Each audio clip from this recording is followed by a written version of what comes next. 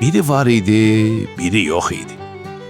Qədim zamanlarda günlərin biri günü bizim sevimli Molla Nəsrəddinin evinə qonaq gələcəyi xəbəri yayıldı. Amma Molla neynəsin? Evdə plov bişirməyə böyük bir qazan yox idi. Hekayəmiz bax buradan başlayır. Molla evdə fikirli-fikirli oturmuşdu. Arvadı isə təlaş içində idi. Ay kişi, oturub fikirləşməyin vaxtıdır. Axşam qonaqlar gələcək. O boyda düyünü balaca qazanda necə bişirim? Dur get, bir çarə qıl.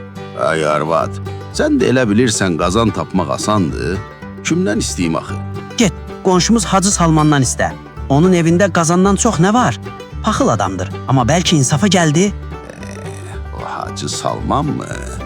Bu adam salamı da faizlə verir adama. Yaxşı, görək nə olur. Molla gəlib çatdı kəndin ən varlı, amma bir o qədər də xəsis adamı Hacı Salmanın qapısına.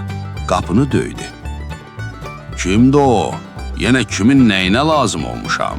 Salam əleyküm, ay hacı, mənəm qonşun Molla. Keyfin əhvalın necədir? Əleyküm salam Molla. Keyfim yaxşı idi sən gələnə qədər. De görüm, nə istəyirsən?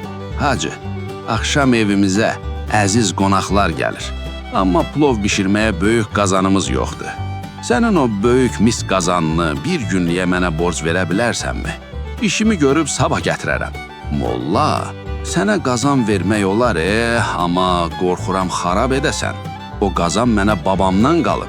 Ay hacı, arxayın ol. Qazanına gözüm kimi baxacam. Necə alıramsa elə də qaytaracam. Hətta bəlkə daha yaxşı qaytardım.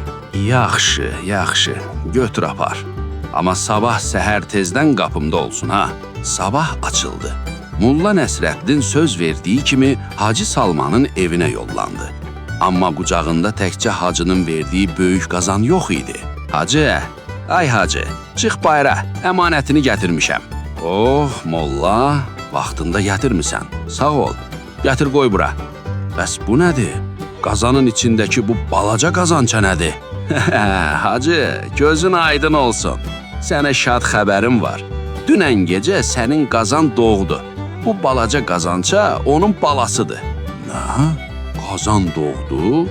Molla, sən məni dolayırsan, dəmirdən qazan doğarmı? Ay hacı, niyə doğmasın? Allahın işidir də. Sənin qazanın bərəkətliymiş. Anası da sənin, balası da sənin. Götür, xeyrini gör. Sağ ol Molla. Vallah sən düz deyirsən. Bərəkətli qazandı. Çox sağ ol. Hacı Salman havayı qazan əldə etdiyi üçün o qədər sevindi ki, məntiqini tamamilə unutdu.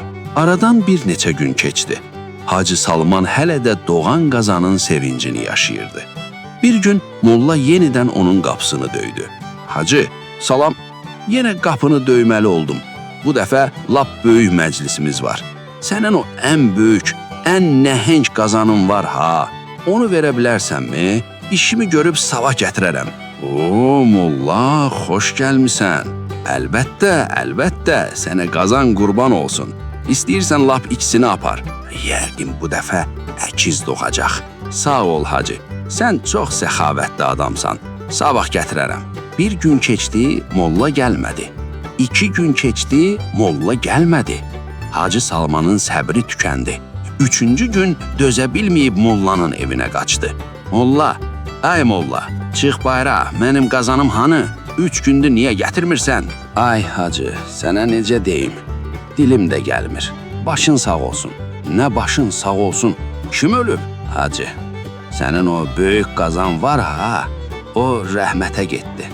Öldü. Nə? Sən dəlisən? Qazan necə ölə bilər? Dəmirdən olan şey ölərmi? Məni ələ salmısan? Ay hacı, insafın olsun. O gün qazanın doğmağına inandın, sevinə-sevinə balasını götürdün. İndi niyə ölən də inanmırsan? Doğmağı bacaran, ölməyi də bacarar da. Bu axı, sən məni aldatdın. Yox hacı, tamaxı səni aldatdı. Qazanın doğmağına inananda gərək ölümünə də hazır olasan.